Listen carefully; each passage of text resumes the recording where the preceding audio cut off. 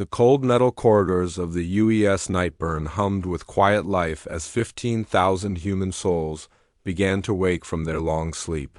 Captain Elena Vasquez opened her eyes slowly, feeling the familiar sting of the cryosleep recovery process. Her body ached as the warming systems brought her back to normal temperature. Around her, thousands of other pods were opening with soft hissing sounds. 3 years. They had been asleep for 3 years while their ship traveled through the dark spaces between stars. Elena sat up carefully, her muscles weak from the long sleep. The medical systems had kept their bodies healthy, but it would take time to feel normal again. "Captain," came a voice through her communication device. It was Commander Sarah Chun, her second in command. "All crew members are waking up. We should reach the edge of Zephyrian space in 6 hours. Elena nodded, even though Sarah could not see her. She pulled herself out of the cryopod and stood on shaky legs. The gravity felt strange after so long floating in the sleep chamber. She walked slowly to the nearest window and looked out into space. Stars filled the darkness. But these were not the stars near Earth. They were in enemy territory now, closer to the alien empire that wanted to destroy everything humans had built. The Zephyrians had already attacked 3 human colonies. The reports from those attacks were terrible. Entire cities burned. Millions dead. The aliens took prisoners, but no one knew what happened to them after that. Elena made her way to the bridge, passing other crew members who were also recovering from cryosleep. Some walked carefully like her. Others sat against walls, waiting for their strength to return. Everyone was quiet. They all knew what they were here to do. The bridge of the Nightborne was larger than most ships needed, but this was not a normal ship. The Nightborne was the most advanced warship humanity had ever built. It was over 2 kilometers long and carried enough weapons to destroy entire fleets. But its most important feature was not its weapons. It was the quantum void drive that made it invisible to enemy sensors. "Status report," Elena said as she settled into the captain's chair. Her body was starting to feel more normal now, Lieutenant. Commander James Rodriguez, the ship's science officer, turned from his station. "All systems are working perfectly, Captain. The quantum void drive is stable. Enemy sensors cannot detect us at our current distance." Elena looked at the main screen, which showed a map of the Zephyrian Empire. Red dots marked enemy ships and space stations. There were hundreds of them. The Zephyrians controlled dozens of star systems and had enslaved many different alien species to work for them. "Show me our target," Elena ordered. The map zoomed in. On a planet called Kethvara. It was a fortress world covered with military bases and weapon platforms. Millions of Zephyrian soldiers lived there. More importantly, it was where they kept their main communication center for this part of their empire. "Intelligence reports say this is where they plan their attacks on human colonies," Sarah Chun said as she joined them on the bridge. "If we can destroy their communication systems, it will hurt their ability to coordinate attacks." Elena studied the planet carefully. The Zephyrians had built huge orbital defense platforms around Kethvara. Each platform had enough firepower to destroy a normal fleet. But the Nightborne was not a normal ship. "They have no idea we are coming," Elena said quietly. "Earth Command made sure all our communications were sent through secure channels. As far as the Zephyrians know, humans are still trying to rebuild after their last attack." Dr. Marcus Webb, the ship's chief medical officer, approached the command area. He looked worried. "Captain, I need to tell you something about the intelligence reports we received before we left Earth."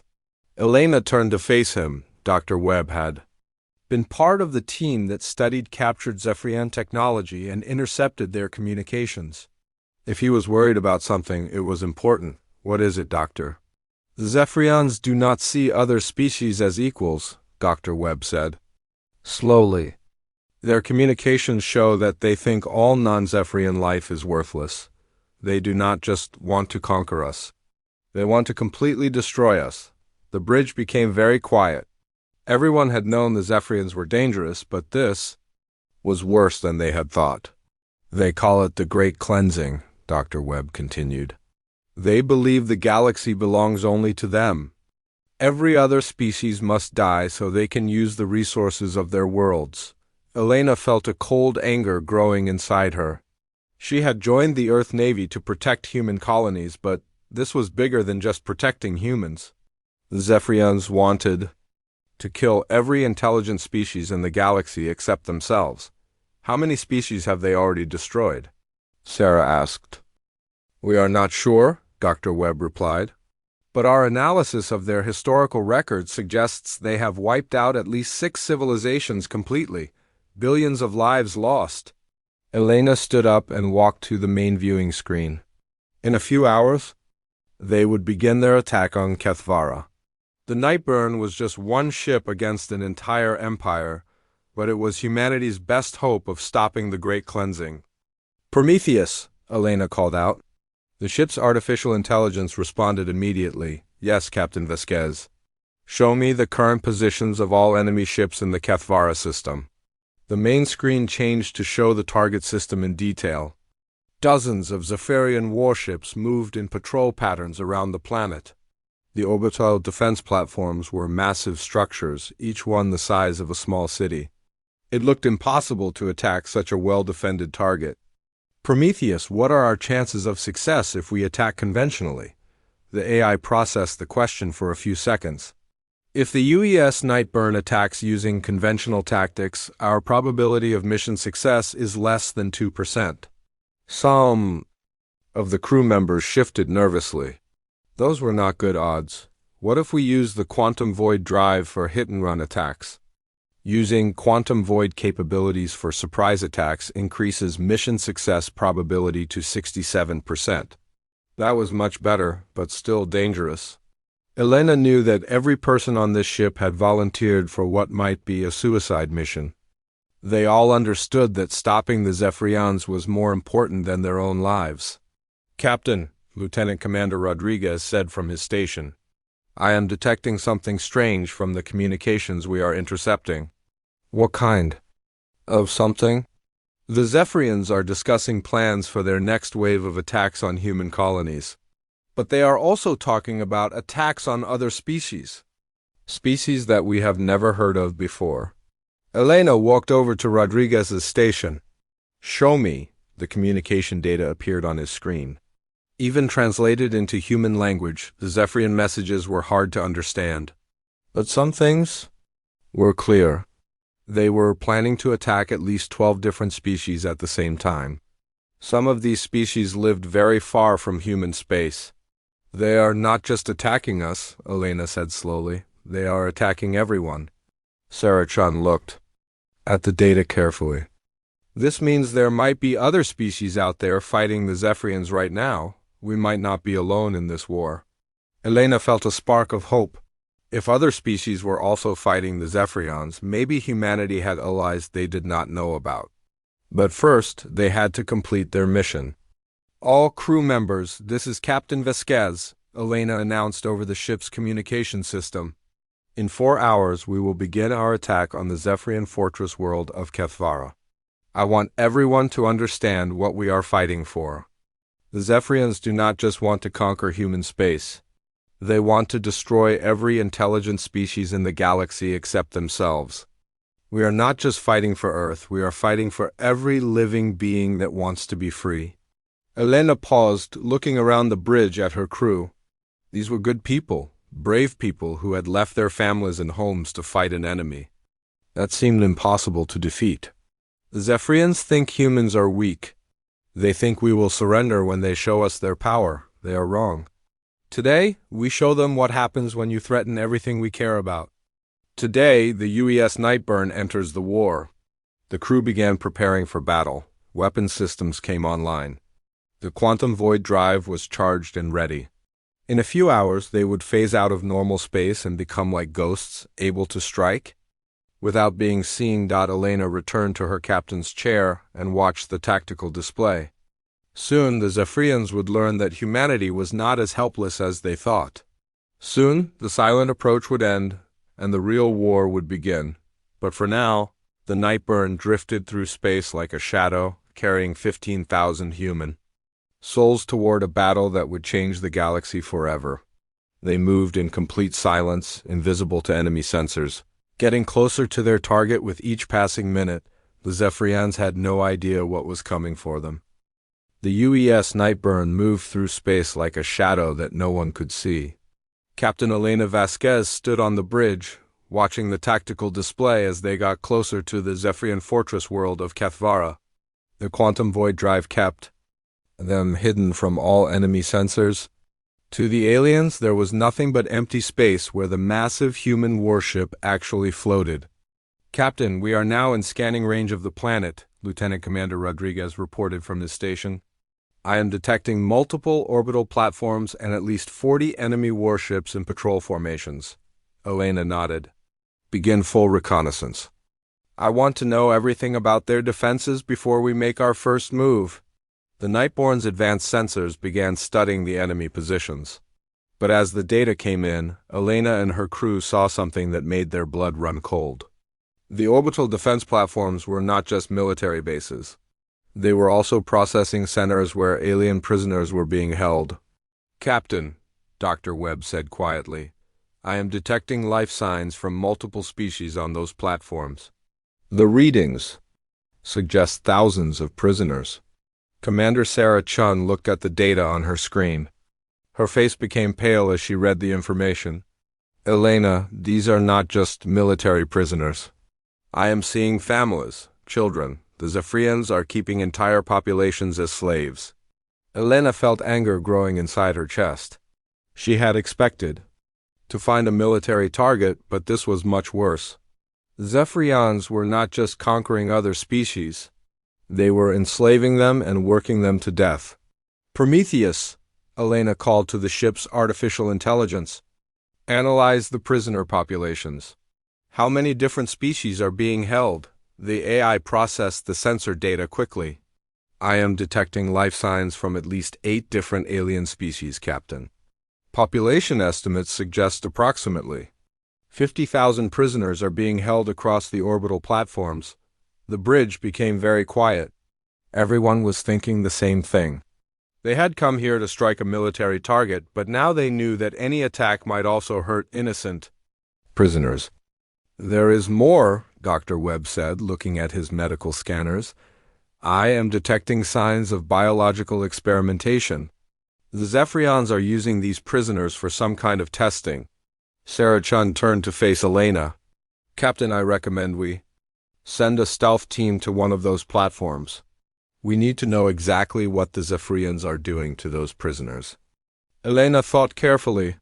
Sending people onto an enemy platform was extremely dangerous, but they needed information before they could plan their attack properly. "Select your team, Commander. Take our best stealth specialists." 2 hours later, Sarah Chun and 5 other crew members prepared to leave the Nightborne in a small reconnaissance ship. This ship also had quantum void technology, but on a much smaller scale. It could carry 6 people and remain invisible to enemy sensors for about 12 hours. "Stay in contact," Elena told Sarah as she prepared to leave. "If anything goes wrong, we will extract you immediately." Sarah nodded. "Understood, Captain. We will find out what the Zephyrians are really doing on those platforms." The small stealth ship left the Nightborne and moved carefully toward the closest orbital platform. Elena watched nervously from the bridge as her second-in-command and 5 brave crew members flew into the heart of enemy territory. The platform they chose was smaller than the others, but still enormous by human standards. It was shaped like a giant ring with multiple sections connected by long corridors. The stealth ship found a docking bay that seemed to be used for maintenance and landed quietly. Sarah and her team moved through the corridors of the enemy platform. They wore special suits that made them nearly invisible and carried weapons that fired energy bolts instead of bullets. The corridors were filled with a strange smell that made breathing difficult even through their breathing systems. "I am detecting alien life signs ahead," whispered Sergeant Mike Torres, the team's tactical specialist. "Looks like guards." The team moved carefully around 2 Zephyrian soldiers who were walking patrol. The aliens were tall and thin, with gray skin and large black eyes. They carried weapons that looked like they could burn through metal. Sarah had seen pictures of Zephyrians before, but seeing them in person was different.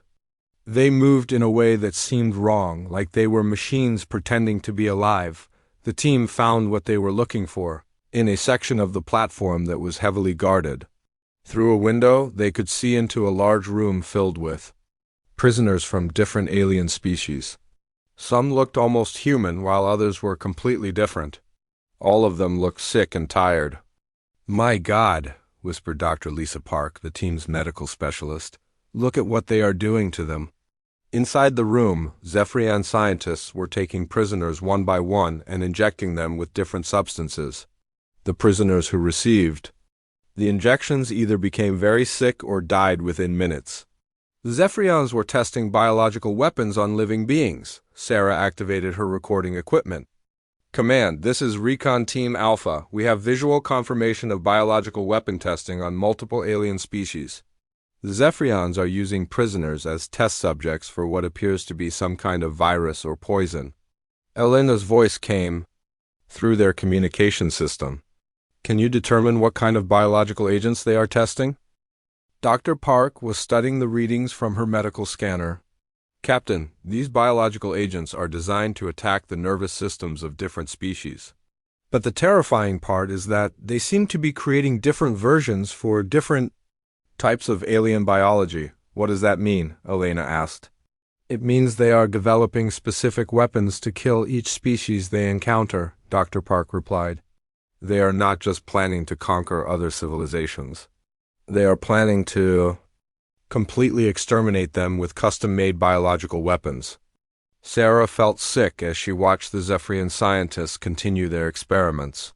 The prisoners had no idea what was happening to them. They were just trying to survive another day, not knowing that they were being used to develop weapons that would kill their entire species. "There is more," Sergeant Torres said quietly. He had found a computer terminal and was using a translation device to read Zephyrian text. "According to these files, they have already completed biological weapons for at least 6 species. The files call it Project Final Solution." Sarah recorded everything they found. The evidence was clear and terrible. The Zephyrians were not just an empire that wanted to conquer territory. They were a species that believed all other life should be destroyed so they could have the galaxy to themselves. "Team, we need to move," Sarah said. "We have enough evidence. Let's get back to the ship." But as they started to leave, alarms began sounding throughout the platform. Red lights flashed in the corridors and they could hear Zephyrian voices shouting orders. "They know we are here," Torres said, checking his weapon.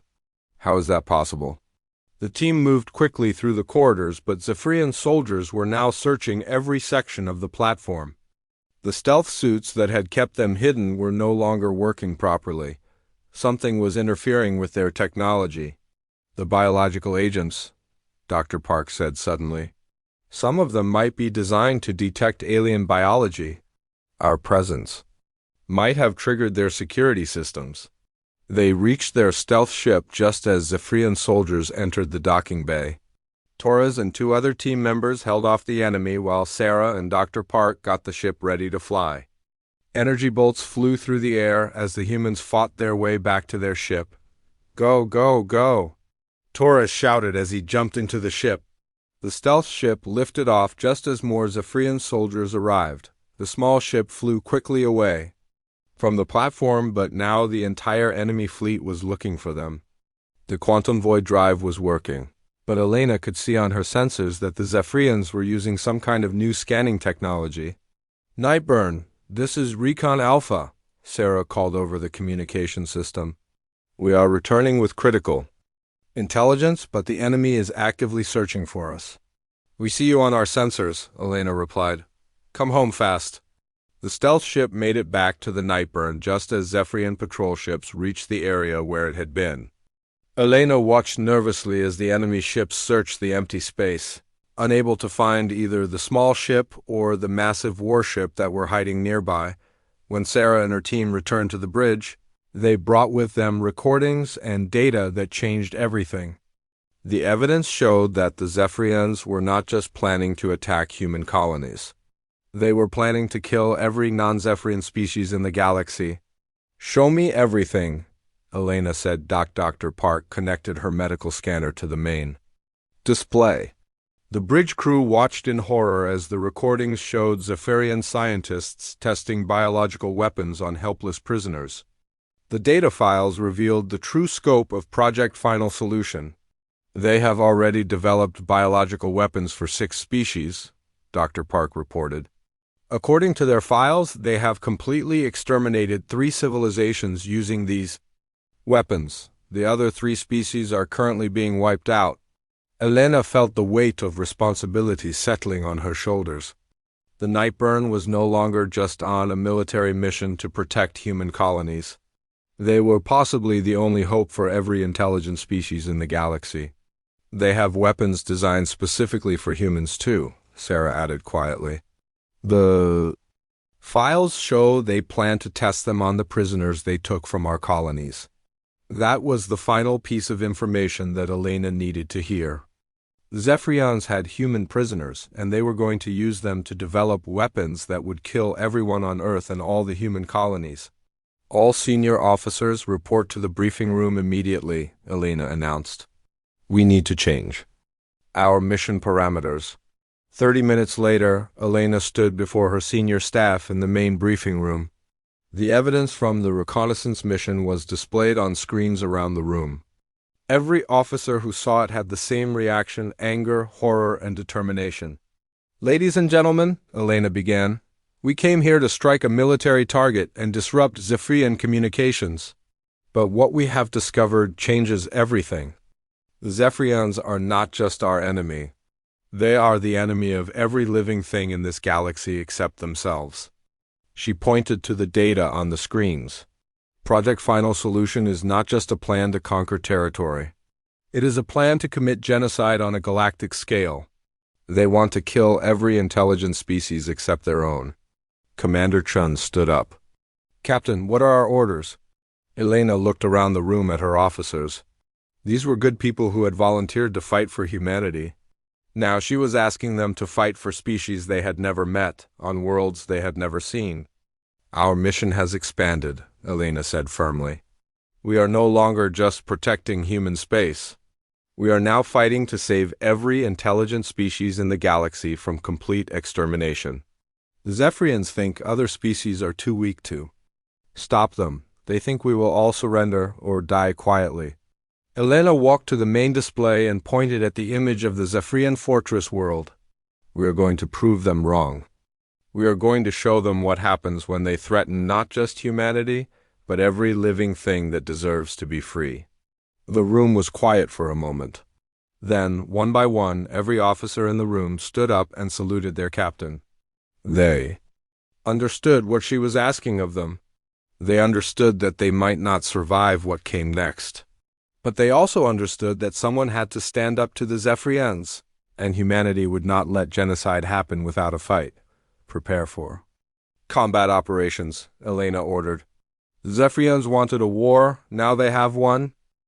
Captain Elena Vasquez stood in the war room of the UES Nightborne, staring at the holographic display that showed the Zephyrian fortress world of Kethvara. 3 days had passed since the reconnaissance mission revealed the true horror of Project Final Solution. 3 days of planning, preparing, and coming to terms with what they had to do. "Final weapons check complete," Commander Sarah Chun reported. "All quantum void torpedoes are armed and ready. Particle beam arrays are charged to full capacity," Elena nodded. The Nightborne carried weapons that could destroy entire fleets, but they would need every advantage they could get. The enemy had 40 warships protecting Kethvara, plus the massive orbital defense platforms. In a normal battle, those odds would be impossible to overcome, but the Nightborne was not fighting a normal battle. "Prometheus," Elena called to the ship's artificial intelligence, "initiate quantum void combat mode." "Quantum void drive engaging," the AI responded. "The ship is now phasing between normal space and void space. We are invisible to all known sensor types." Elena felt a strange tingling sensation as the ship's most advanced technology activated. The Nightborne was now existing partially outside normal reality. They could see and attack the enemy, but the enemy could not see them. It was like being a ghost that could still touch the physical world. All stations report ready for combat. Lieutenant Commander Rodriguez announced from his position at the tactical station. Elena took a deep breath. Once they fired their first shot, there would be no going back. The Zephyrians would know that someone was fighting them, even if they could not see who it was. Target the closest orbital platform, Elena ordered. Fire quantum void torpedoes. The Nightborne's weapons fired silently through the void. The quantum void torpedoes were special weapons that could phase in and out of normal space just like the ship. They appeared inside the enemy platform's shields and exploded with devastating force. The orbital platform, which had been the size of a small city, simply vanished. One moment it was there, filled with Zephyrian soldiers and equipment. The next moment there was nothing but empty space and floating debris. Direct hit, Rodriguez reported. Platform Alpha is completely destroyed. Elena watched the tactical display as confusion spread through the Zephyrian fleet. The enemy ships were moving frantically, trying to understand what had just happened. Their sensors showed no enemy ships, no incoming weapons, nothing that could explain how their platform had been destroyed. Target Platform Beta, Elena ordered. Fire again. Another set of quantum void torpedoes appeared inside the second platform's defenses. This platform was larger than the first, but it also disappeared in a brilliant explosion. 15,000 Zephyrian soldiers died without ever seeing what killed them. Now panic was spreading through the enemy fleet. Zephyrian warships were firing their weapons in all directions, hoping to hit an invisible enemy, but their shots passed harmlessly through empty space. The Nightborne was still completely undetectable. Captain, Dr. Webb reported from his medical station, I am detecting massive casualties on the destroyed platforms. But I'm also picking up escape pods from the prisoner sections. Elena felt a moment of relief. When they had planned this attack, they had worried about the alien prisoners being held on the platforms.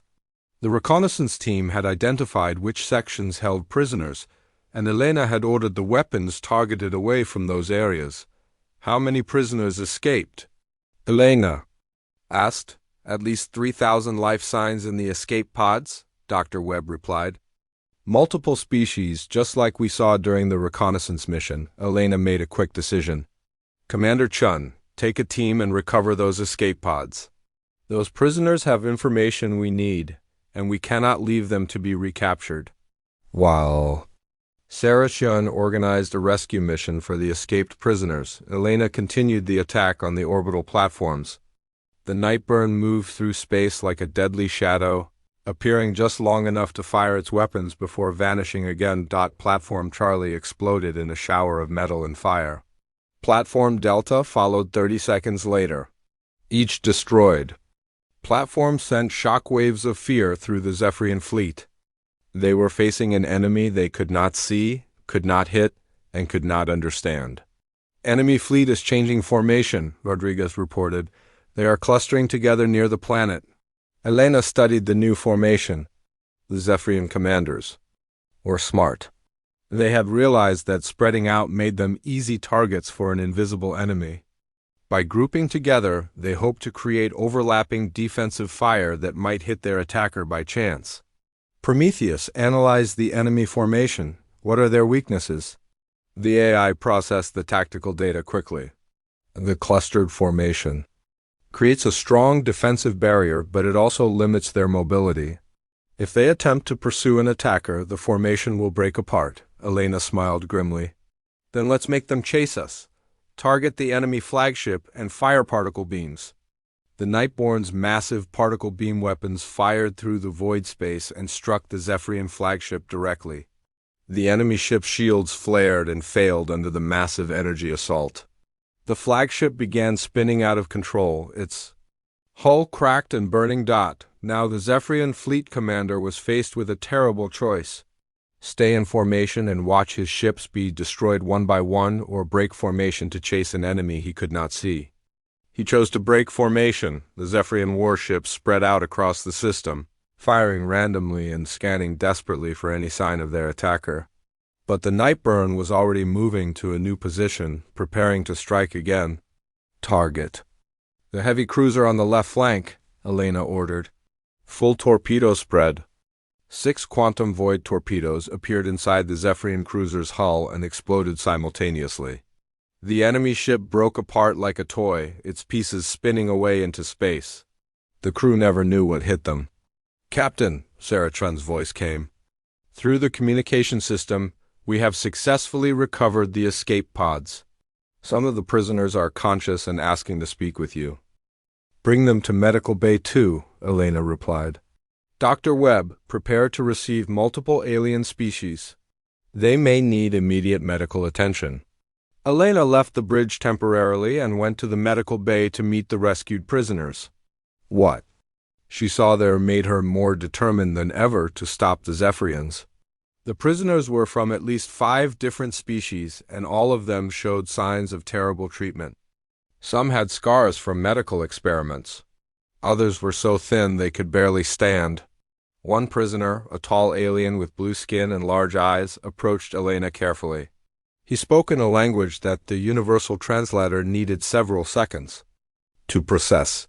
"You are not Zephyrian," the alien said in translated words. "What species are you?" "We are humans," Elena replied. "We came here to fight the Zephyrians." The alien's eyes widened with surprise. "Humans? We received communications that humans were destroyed months ago." Zephyrian said your homeworld was burned. Elena felt ice in her chest. "Our homeworld is fine. The Zephyrians lied to you." Another prisoner, this one looking almost human except for green skin and pointed ears, joined the conversation. "If humans still live, then hope still exists. We thought we were the last free people in the galaxy."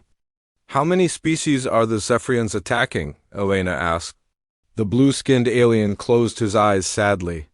"When I was captured 6 months ago, they were actively destroying 12 civilizations. My people, the Kurvani, held out for 3 years. Before our homeworld fell, the Zephyrians used biological weapons that killed 90% of our population." Elena clenched her fists. The evidence kept getting worse. The Zephyrians were not just planning genocide, they were already doing it on a massive scale. "Captain," Dr. Webb said quietly, "these prisoners have been subjected to biological weapon testing. The Zephyrians were using them to develop new strains of their genocidal viruses." The green-skinned prisoner stepped forward. "If you are truly fighting the Zephyrians, you must know about Project Final Solution. They plan to kill every intelligent species except themselves. They believe they are the only ones worthy to inherit the galaxy." Elena returned to the bridge with new determination. The prisoners had confirmed everything the Reconnaissance mission had discovered and worse. The Zephyrians had already destroyed multiple civilizations and were working systematically through the galaxy. "Status report," Elena demanded, as she took her position in the captain's chair. "We have destroyed 6 orbital platforms and 4 enemy warships," Rodriguez reported. "The remaining enemy fleet is spread across the system, but they are still trying to find us." Elena looked at the tactical display. The Zephyrian fleet was acting like a wounded animal, striking out wildly at an enemy they could not see. Their formation was broken, their command structure was confused, and their morale was clearly falling apart. "Time to end this," Elena said. "Target all remaining platforms simultaneously. Full quantum void torpedo spread." The Nightborne fired every torpedo it had at the same time. Dozens of quantum void torpedoes appeared inside the remaining orbital platforms and exploded in perfect coordination. The sky around Kethvara lit up like a small star as 7 massive platforms were destroyed in the same moment. The shock wave from the explosions reached the planet's surface and shattered windows in Zephyrian cities. On the ground, millions of Zephyrian civilians looked up at the sky and saw their mighty orbital defenses disappearing one by one. "All orbital platforms destroyed," Rodriguez reported. "Enemy fleet is in complete disarray," but Elena was not finished. The Nightborne. moved toward the largest group of enemy warships, still invisible and unstoppable. The Zephyrian fleet commander was trying desperately to restore order to his forces, but his ships were scattered and confused. "This is where we send a message," Elena announced to her crew. "Prometheus, open a communication channel to all Zephyrian ships in this system." "Channel open, Captain." Elena stood up and faced the main screen, even though the enemy could not see her. "Attention Zephyrian fleet. This is Captain Elena Vasquez of the human starship Nightborne. Your orbital defenses have been destroyed. Your fleet is defeated, but I am not finished with you yet." The bridge crew watched as confused Zephyrian voices filled the communication channel. They were trying to understand how an enemy they could not see was speaking to them. "You believe that humans are weak," Elena continued. "You believe that all species except your own deserve to die. You're wrong on both counts. Project Final Solution ends today." Elena nodded to Rodriguez, who fired the ship's particle beam weapons at the three largest Zephyrian warships. The enemy vessels exploded one after another, their hulls unable to withstand the massive energy assault. "Every species you have enslaved will be free," Elena announced. "Every biological weapon you have created will be destroyed. Every world you have conquered will remember this day as the beginning of your end." The remaining Zephyrian ships began retreating toward the planet, hoping to find safety under the protection of ground-based defenses. But Elena was not interested in destroying the entire fleet today. She had a different goal in mind. "Prometheus. Target the planet's main communication array. Destroy it." A single quantum void torpedo appeared inside the Zephyrian communication center and exploded with precise force. The massive antenna array that connected Kethvara to the rest of the Zephyrian Empire collapsed in a shower of sparks and twisted metal. "Communication array destroyed," Rodriguez reported. "The planet is now isolated from the rest of their empire." Elena smiled with grim satisfaction. The Zephyrians on Kethvara would not be able to report what had happened here for several days. By then, the Nightborne would be long gone, and the enemy would have no idea where to look for them. "All ships, this is the Nightborne," Elena broadcast. "On all frequencies, we are withdrawing from this system. But remember what you saw today. Remember that someone is fighting back. Tell your empire that humanity has entered the war." The UES Nightborne engaged its quantum void drive and disappeared completely from normal space. Behind them, they left a shattered orbital defense network, a confused and demoralized enemy fleet, and thousands of freed prisoners who would spread the word that resistance was possible. As they traveled through void space toward their next target, Elena received reports from all sections of the ship. The attack had been a complete success. They had not lost a single crew member, and they had delivered a devastating blow to Zephyrian forces. "Captain," Sarah Chun said, as she joined Elena on the bridge, "the rescued prisoners are asking if they can help us fight the Zephyrians." Elena considered this carefully. "What can they tell us about other Zephyrian targets?" "They have detailed knowledge of at least 6 other fortress worlds," Sarah replied. "They also know the locations of biological weapon research facilities and slave processing centers." Elena made her decision. "Tell them we welcome their help. The Zephyrians wanted to exterminate every species in the galaxy. Instead, they have united every species against them." The Nightborne continued its journey through the dark spaces between stars, carrying its crew of humans and rescued aliens toward the next battle in the war for galactic freedom. Behind them, the Zephyrian Empire was beginning to realize that something had changed. For the first time in their history, they were facing an enemy that could strike without warning and disappear without a trace. The awakening had begun. The galaxy would never be the same. Admiral Vekvar stood in the command center of the Zephyrian capital ship Dominion's Edge, staring at reports that made his blood cold. In the past 3 weeks, the invisible enemy had struck 7 different fortress worlds. Each attack followed the same pattern: orbital defenses destroyed, communication arrays eliminated, prisoners freed, and then the ghost ship vanished without a trace. "Status report on the sensor grid deployment," Vekvar demanded from his tactical officer. "All 100 systems now have the new quantum detection arrays installed, the officer replied nervously. If this ghost ship appears anywhere in our territory, we will find it. Vekvar was the greatest military mind the Zephyrian Empire had ever produced. He had conquered 43 worlds and destroyed 6 entire civilizations. But this invisible enemy was unlike anything he had ever faced. They struck without warning, killed thousands of his soldiers, and disappeared before reinforcements could arrive. The worst part was the fear spreading through his empire. Zephyrian soldiers who had never shown fear before were now afraid to patrol deep space. Ship commanders were refusing missions that took them away from heavily defended systems. The invisible enemy was destroying Zephyrian morale just as effectively as they were destroying Zephyrian ships. "Sir," his communications officer called out, "we are receiving emergency signals from the Veltar system. Another attack is in progress." Vekvar moved quickly to the tactical display. Veltar was one of their most important biological weapon research facilities. If the invisible enemy destroyed that base, it would set back Project Final Solution by months. "How long ago did the attack begin?" Vekvar asked. "The emergency signal was sent 8 minutes ago," the communications officer replied. "But based on previous attacks, the enemy will be gone long before we can arrive." Vekvar clenched his fists in frustration. 8 minutes was nowhere near enough time to respond. The invisible enemy always struck and vanished within minutes, never staying long enough to be caught, but this time might be different. "Set course for Veltar at maximum speed," Vekvar ordered.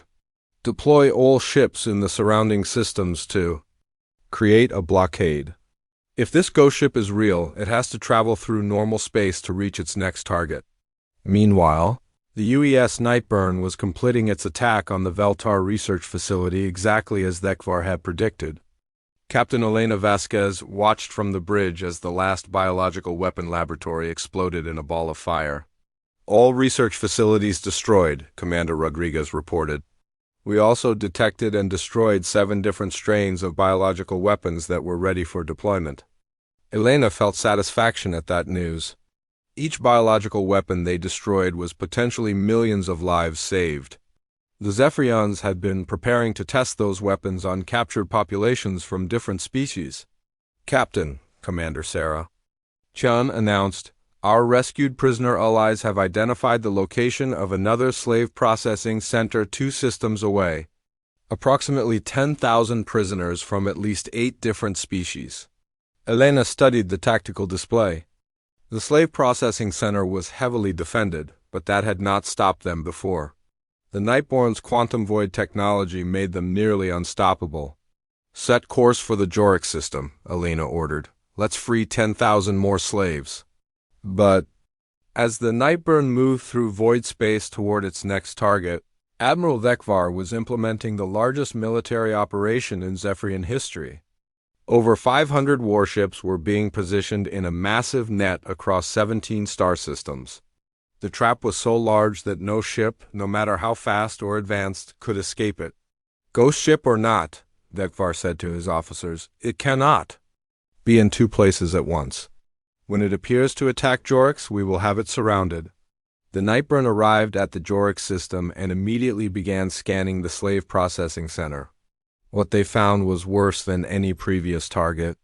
The facility was not just holding prisoners, it was conducting live experiments on them to test the effectiveness of different torture methods. "Captain," Dr. Webb reported from his medical station, "the readings I am getting from that facility are horrific. They are not just experimenting with biological weapons. They are studying how much pain different species can endure before they die." Elena felt rage building inside her chest.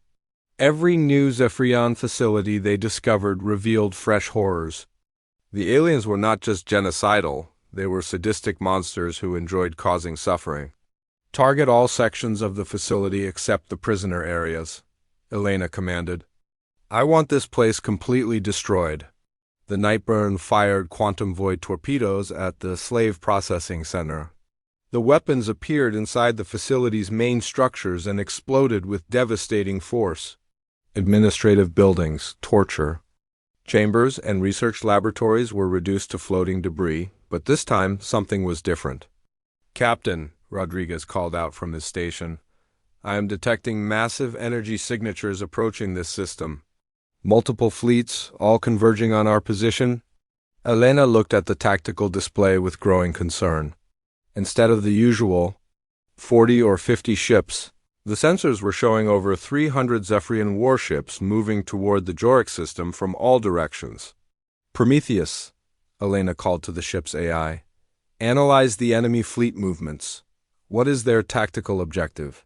The artificial intelligence processed the data quickly. "The enemy fleets are positioned to create a spherical blockade around this system," Prometheus reported. "They appear to be attempting to trap us."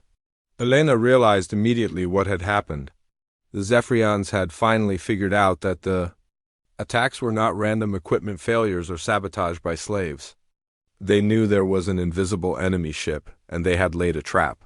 "How long before the enemy fleets reach blocking positions?" Elena asked. 17 minutes, Prometheus replied. Elena had to make a quick decision. They could finish freeing the prisoners and try to escape through the closing trap, or they could leave immediately and avoid the fight entirely. But leaving meant abandoning 10,000 prisoners to certain death. "Continue the rescue operation," Elena ordered. "We are not leaving those prisoners behind." Sarah Chun led teams of shuttles to the damaged facility to evacuate the prisoners. The quantum void shuttles could phase in and out of normal space just like the main ship, making them invisible to enemy sensors. But the rescue operation was taking precious time that they did not have. "Enemy fleets will reach blocking positions in 8 minutes, Rodriguez announced. Elena watched nervously as the shuttle teams worked to save as many prisoners as possible. The facility was huge, and 10,000 prisoners could not be moved quickly. They were going to have to choose between saving some of the prisoners or risking the entire ship.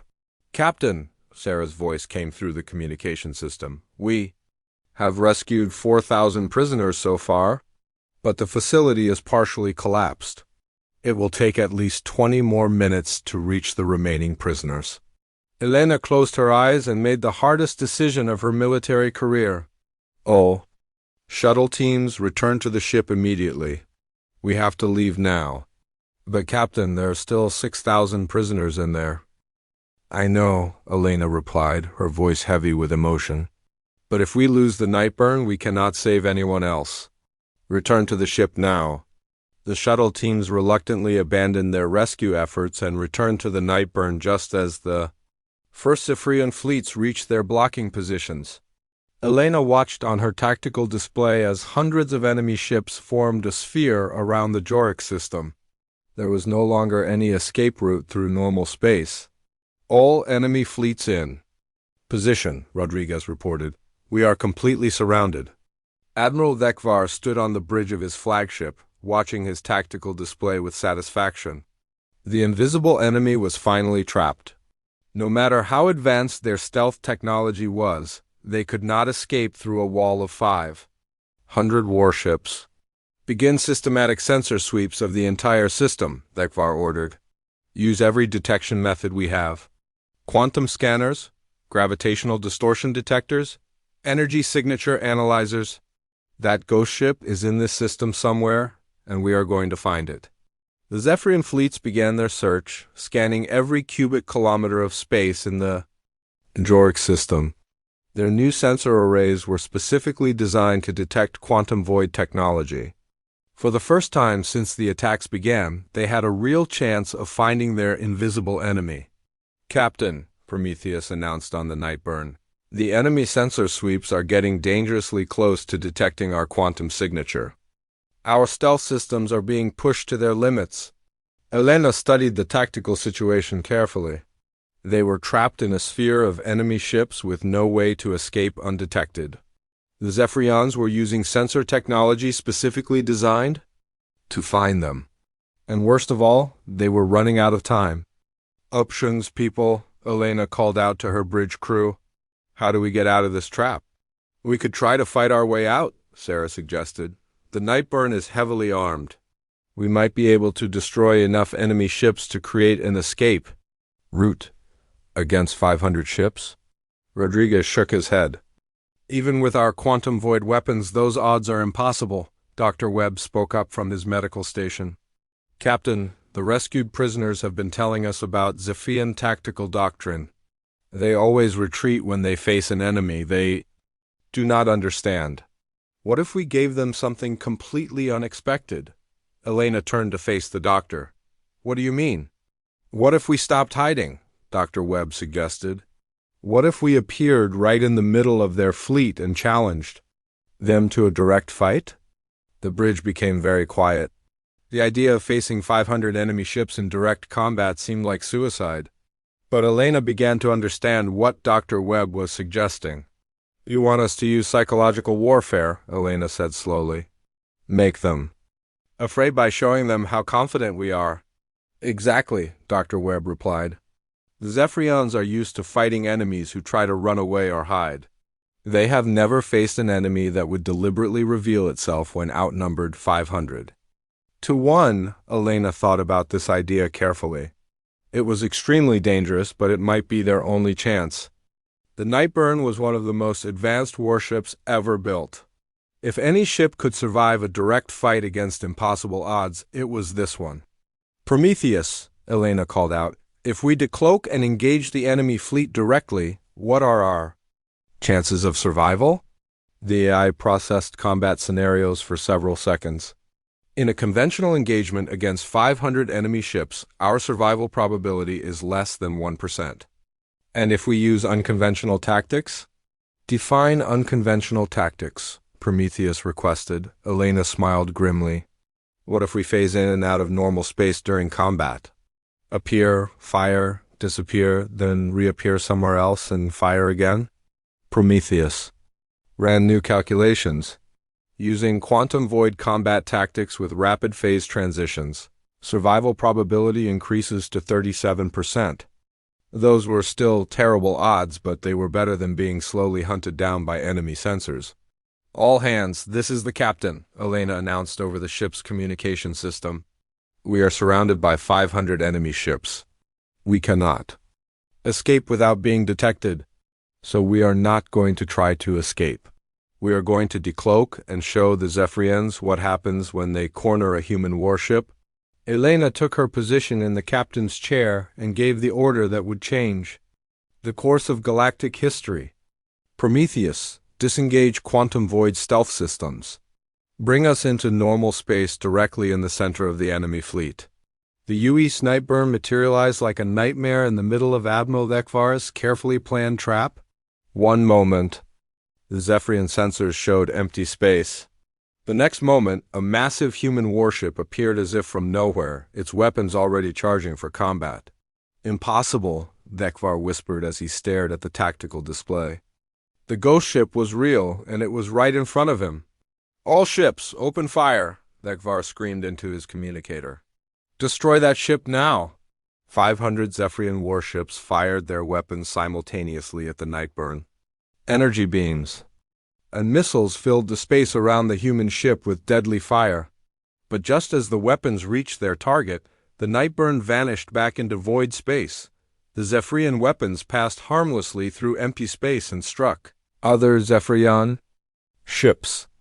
In their excitement to destroy the invisible enemy, they had forgotten to calculate firing solutions that would not hit their own forces. 3. Zephyrian ships were destroyed by friendly fire before their commanders realized what had happened. Then, the Nightborne reappeared behind the main enemy formation and fired quantum void torpedoes at 6 different targets. The torpedoes phased through the hulls of the enemy ships and exploded inside their reactor cores. 6 Zephyrian warships disappeared in brilliant explosions. How is it doing that? Ekvar demanded from his tactical officer. Unknown, sir. The ship appears to be shifting between normal space and some kind of alternate dimension. Our weapons cannot hit a target that is not in normal space. The Nightborne vanished again and reappeared on the opposite side of the enemy fleet. This time it fired its massive particle beam weapons at the enemy flagship. The beams struck the ship's shields and overloaded them completely. Sparks flew across the bridge of Thekvar's command ship as power systems failed throughout the vessel. For the next 30 minutes, the UES Nightborne fought the largest space battle in galactic history. The human ship would appear, fire its weapons, destroy several enemy vessels, then vanish before the Zephyrians could respond. Each time it reappeared, it was in a different location, striking from a new angle. The Zephyrian fleet, which had started with 500 ships, was being systematically destroyed by a single enemy vessel that they could barely see and could not hit. Panic spread through their ranks as ship after ship exploded or went dead in space. "Admiral," his communications officer reported, "we have lost over 60 ships. Many more are heavily damaged. The fleet commanders are requesting permission to retreat." Thekvar looked at his tactical display in disbelief. His perfect trap had become a massacre. The invisible enemy was not trying to escape. It was trying to destroy his entire fleet. "All ships retreat to minimum safe distance," Thekvar ordered reluctantly. "Maintain blockade formation but do not engage unless the enemy tries to leave." The system. The surviving Zephyrian ships pulled back to the edge of the star system, leaving a field of wreckage where their fleet had been. The UES Nightborne had fought 500 enemy ships and won. "Enemy fleet is withdrawing," Rodriguez reported from his tactical station. "We have successfully broken their attack formation." Elena looked around the bridge at her crew. They had just accomplished something that should have been impossible, but the cost had been high. The ship's hull was damaged from near misses, several systems were offline, and they had used most of their quantum void torpedoes. "Prometheus, what is the status of our quantum void drive?" "Quantum void systems are operating at 60% efficiency," the AI reported. "The repeated phase transitions during combat have caused strain on the drive matrix. I recommend immediate repairs." Elena made her decision. "Set course for the nearest uninhabited system. We need time to repair and rearm before the next battle." As the Nightborne limped away from the Joric system, Admiral Thekvar watched it disappear into void space. For the first time in his military career, he had been defeated by an enemy that refused to follow the normal rules of warfare. "Send a message to the High Command," Thekvar ordered. "Tell them we have made contact with the invisible enemy. It is a single human warship with technology we do not understand. And tell them something else." "What, sir?" "Tell them that these humans fight like demons. They do not retreat when outnumbered. They do not surrender when trapped. They attack when any reasonable species would flee." Thekvar paused, looking at the wreckage of his once mighty fleet. "Tell the High Command that we may have underestimated this species called humanity. The hunt was over. Now the real war would begin." The throne room of Emperor Zakthal on the Zephyrian homeworld of Zethkalar had never been so quiet. The massive chamber, built to show the power and glory of the Zephyrian Empire, now felt like a tomb. Reports covered the floor around the Emperor's throne, each one telling the same terrible story. The invisible human ship had destroyed 17 fortress worlds, freed over 200,000 prisoners, and defeated every fleet sent to stop it. Emperor Zakthal was the supreme ruler of the greatest empire the galaxy had ever known. His people had conquered 47 star systems and destroyed 9 entire civilizations. But in the past 2 months, a single enemy ship had brought his empire to the edge of collapse. "Your Majesty," Admiral Thekvar said as he approached the throne, "I must report another defeat. The human ship has destroyed our main biological weapon facility at Cordon Prime. 3 years of research have been lost." The Emperor's eyes burned with rage. "How is this possible?" "You assured me that 500 ships could trap and destroy this ghost vessel." "The humans do not fight like any enemy we have faced before," Thekvar replied. "They appear to have no fear of death. When we surrounded them with 500 ships, they did not try to escape. They attacked us directly and destroyed 60 vessels before we were forced to retreat." Emperor Zakthal stood up from his throne, his tall form towering over the admiral. "You are telling me that our mighty empire is being defeated by a single ship?" "Not just defeated, Your Majesty," Thekvar said quietly. The human ship has been broadcasting messages throughout our territory. They are calling for all enslaved species to rise up against us. Rebellions have started on 12 worlds. The Emperor felt ice in his veins. The enslaved species had never rebelled before because they knew it was hopeless. But now they had seen that the mighty Zephyrian Empire could be defeated. Hope was spreading through the galaxy like a virus. "Show me," the Emperor demanded. Admiral Thekvar activated a holographic display that showed the current state of the Empire. Red areas marked worlds where rebellions were taking place. Yellow areas showed worlds where the local populations were becoming restless. Green areas showed worlds that were still under complete Zephyrian control. There was very little green left on the map. "The rebellions are coordinated," Thekvar explained. "The human ship appears to be communicating with resistance groups across the Empire. They are providing tactical information and encouraging organized uprisings." Emperor Zaxthel stared at the map in disbelief. In just 2 months, his perfect empire was falling apart. And it was all because of one human ship that refused to die. Meanwhile, the UES Nightborne was hiding in the shadow of a dead planet, making final preparations for the most important mission in galactic history. Captain Elena Vasquez stood in the ship's main briefing room, looking at the faces of her crew. In 2 months of constant fighting, they had aged years. Everyone was exhausted, but their determination had never been stronger. "Ladies and gentlemen," Elena began, "intelligence from our rescued prisoner allies has confirmed the location of Emperor Zaxthel on the Zephyrian homeworld. This is our chance to end the war with one decisive strike." Commander Sarachun activated a holographic display showing the Zethkalar system. The homeworld is defended by over 800 warships and dozens of orbital defense platforms. It is the most heavily defended location in the galaxy. Dr. Webb stood up from his seat. "Captain, our medical analysis of the rescued prisoners shows that they have been exposed to at least 15 different biological weapons. The Zephyrians are preparing for a final assault that will kill every non-Zephyrian species in the galaxy." Elena nodded grimly. "Which is why we have to stop them now. If we fail, there will be no second chance." Lieutenant Commander Rodriguez displayed tactical information about their target. The Emperor's palace is located on the main continent, surrounded by the capital city of over 50 million Zephyrians. "Our quantum void torpedoes can penetrate the palace shields, but But what?" Elena asked. "But our drive systems are running at only 40% efficiency after 2 months of constant combat," Rodriguez continued. "We might not be able to maintain quantum void phase long enough to escape after the attack." The briefing room became very quiet. Everyone understood what Rodriguez was saying. "This might be a one-way mission." Elena looked around the room at her crew. "I will not order anyone to participate in a suicide mission. Anyone who wants to leave the ship before we begin. The attack is free to do so." Not one person moved. After everything they had seen, after all the horrors they had witnessed, every member of the crew was willing to die to stop the Zephyrian Empire. "Very well," Elena said. "We attack in 6 hours."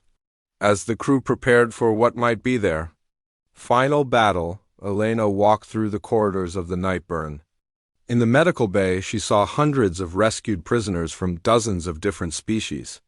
These people had been tortured, experimented on, and marked for death. But now they were free, and they were helping humanity plan the attack that would liberate the galaxy. A young alien with silver skin and large eyes approached Elena. "Captain Vasquez," the alien said through the universal translator, "my people want you to know something." "What is it?" Elena asked. "Before you rescued us, we thought we were the last of our kind. The Zephyrians told us that our homeworld had been destroyed and that we were the only survivors. But yesterday we received a message from our planet. They are still alive and they are fighting." Elena felt a moment of hope. "How many other species are still fighting?" "At least 20, the alien replied. "The Zephyrians lied to us. They told each group of prisoners that their people were dead. But many of them are still alive and still resisting." Elena realized that the galaxy was not as broken as she had thought. The Zephyrians had been using lies and fear to control their victims, but the truth was spreading. Species that had thought they were alone were discovering that others were still fighting. "Tell your people to be ready," Elena said. "Today we end this war." 6 hours later, the UES Nightborne emerged from quantum void space at the edge of the Zethkalar system. The sight that greeted them was terrifying. Over 800 Zephyrian warships patrolled the space around their homeworld. Massive orbital platforms surrounded the planet like a steel ring. It was the greatest concentration of military power in galactic history. "Prometheus," Elena called to the ship's AI. "Analyze the enemy defenses. What is our best approach?"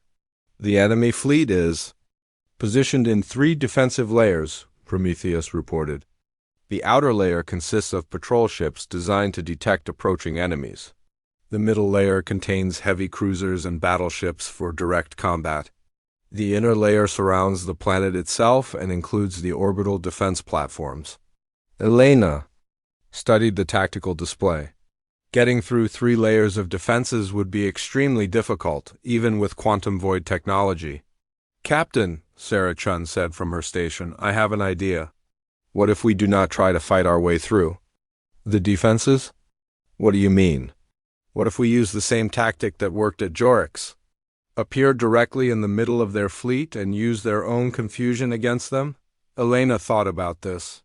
At Joric's, appearing in the center of the enemy fleet had caused them to fire on each other. But this fleet was much larger and better organized. "Prometheus, if we materialize directly above the planet's capital city, how long before the orbital defenses can target us?" "Approximately 45 seconds, the AI replied. "And how long do we need to target the Emperor's palace?" 15 seconds for target acquisition and torpedo firing sequence. Elena made her decision. "We go straight to the target. Full quantum void approach, then materialize directly above the capital city. We will have one chance to end this war." The Nightborne moved through void space toward the Zephyrian homeworld. They passed through the outer defense layer without being detected. They slipped past the heavy warships of the middle layer like a ghost. Finally, they reached the space directly above the capital city of Zethkalar. "Target acquired," Rodriguez reported. "The Emperor's palace is directly below us." "All hands prepare for combat materialization," Elena announced. "This is it." Emperor Zakdal was meeting with his war council when the impossible happened. The human ghost ship materialized directly above his palace, so close that they could see it through the windows. The massive warship hung in the sky like a dark star, its weapons already charging. "Impossible!" the Emperor screamed. "How did they get past 800 ships?" But before anyone could answer, the palace shields began taking hits from quantum void torpedoes. The weapons appeared inside the shield barriers and exploded with devastating force. The palace began to shake as explosions rocked the building. On the Nightborne's bridge, Elena watched as the orbital defense platforms began turning their weapons toward her ship. She had maybe 30 seconds before they opened fire. "Direct hit on the palace throne room," Rodriguez reported. "The building is collapsing. Enemy orbital platforms are targeting us," Sarah warned. 20 seconds until they fire." Elena made the decision that would define her legacy. Instead of retreating, she opened a communication channel to the entire Zethkalar system. "Attention, all Zephyrian forces," Elena announced. "This is Captain Elena Vasquez of the human starship Nightborne. Your Emperor is dead, your palace is destroyed. Project Final Solution is over." The communication channel filled with panicked Zephyrian voices as the news spread through their fleet. Emperor Zakthal, the supreme ruler who had seemed immortal, was gone. 10 seconds until orbital platforms fire, Sarah warned. Elena continued her broadcast. "To all enslaved species listening to this message, you are free. The Zephyrian Empire no longer has the power to stop you. Rise up, fight back. Take back your worlds." 5 seconds, Sarah called out. "To the Zephyrian military, you have a choice. Surrender now and live, or continue this war and face the same fate as your Emperor." The orbital defense platforms fired their massive weapons at the Nightborne. But just as the energy beams reached their target, the human ship vanished back into void space. The weapons struck empty air where the ship had been. For several minutes, the Zephyrian fleet searched desperately for the ghost ship. But the Nightborne was already light years away, hidden in quantum void space while its crew watched the results of their attack. "Captain," Dr. Webb reported from his medical station, "I am receiving communication signals from across the galaxy. Multiple species are confirming that rebellions have begun on their homeworlds." Elena felt a wave of exhaustion wash over her. They had done it. The war was over. But the cost had been enormous. "Prometheus," Elena called weakly, "what is the status of our quantum void drive?" "Drive matrix failure is imminent," the A reported. "Estimated time until complete system shutdown, 47 minutes. Elena closed her eyes. The Nightborne had fought beyond its limits for 2 months. The ship was dying, just like so many of her crew members who had pushed themselves beyond human endurance. "Captain," Sarah said quietly, "we did it. The galaxy is free." Elena opened her eyes and looked around the bridge at her crew. These brave people had sacrificed everything to stop galactic genocide. Some of them were so exhausted they could barely stand. Others showed signs of the stress that came from months of constant combat. "Prometheus," Elena said, "record a final message for transmission to Earth." "Recording, Captain."